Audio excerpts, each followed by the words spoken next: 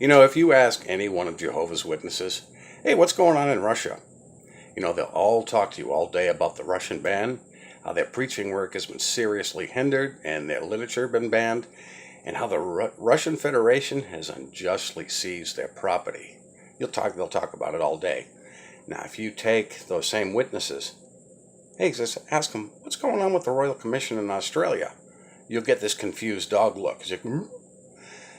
And simply, yeah, what's up with your organization protecting and hiding 1,006 pedophiles? That's not cases now, that's pedophiles for many, many decades. And basically what you're going to get is, if they don't flat out run away, what you're going to get are three different answers. And the first one is the denial answer. I have not heard this. Of course, you know they have, before they beat a hasty retreat. The second answer is going to be the cop-out answer, which I've heard from several witnesses and made me want to slap them right in the teeth, is when they say, oh, that happens in all religions. Oh, I guess it makes it okay now since it happens in all religions. But you dumb sods are missing the point. It not only happens in all religions, it happens in all walks of life. But it's the fact that your leaders, amongst other organizations, sweep it under the rug and pretend like it never happened.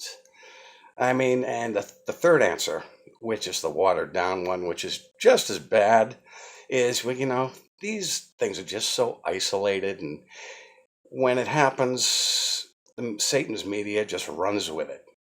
Yeah, well, the funny thing was when Satan's media was doing the same thing with the Catholic Church a few years ago, you guys were the first ones hurling rocks.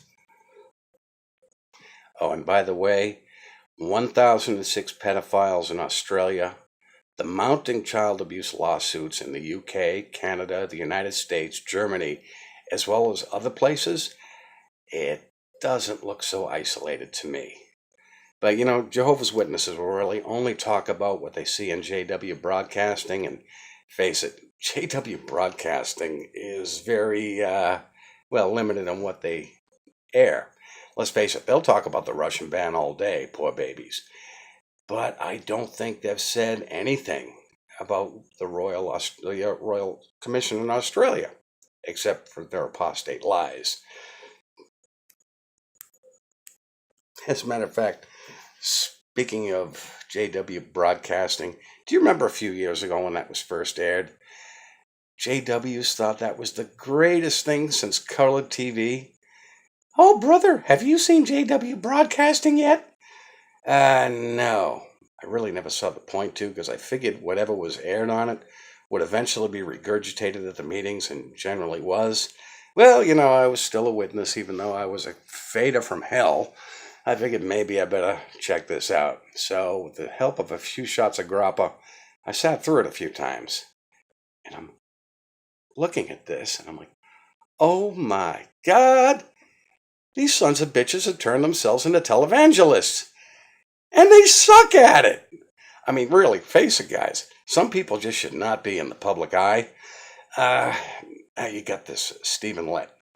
The first time I saw this circus clown, I thought he looked like the host of a 1950s kiddie TV show. I'm serious. You give this guy the funny hat and the rubber nose and the big shoes, and you're all set. Can anyone of Jehovah's Witnesses deny this guy doesn't look like a human bobblehead? Then, of course, you got Mr. Enthusiasm himself, Samuel Hurd. Oh, by the way, Sam, nice Rolex. In all honesty, this guy's got the charisma of a stretched-out jockstrap. Really. Then, of course, you got Mr. Potato Head. That's right, Jeffrey Jackson, who lied on the stand in front of the Australian Royal Commission. Oh, by the way, did anybody notice when he was sitting at the stand, he's sitting there with an open Bible like he was actually going to use it? Man, you are an embarrassment. Then, of course, you've got everybody's favorite fat man, Tight Pants Anthony Morris the Turd. When I first heard that Tight Pants talk, I was like, oh my God. Why don't you give a talk about anal beads? That was absolutely ridiculous. In reality, son, take my word for it. Nobody wants to see any of Jehovah's Witnesses in tight pants. Then, of course, you've got Garrett Loesch, who refused to testify in San Diego at a child abuse lawsuit hearing. I guess it wasn't important enough to show up. Who also in San Diego made the statement that he does not answer to Watchtower.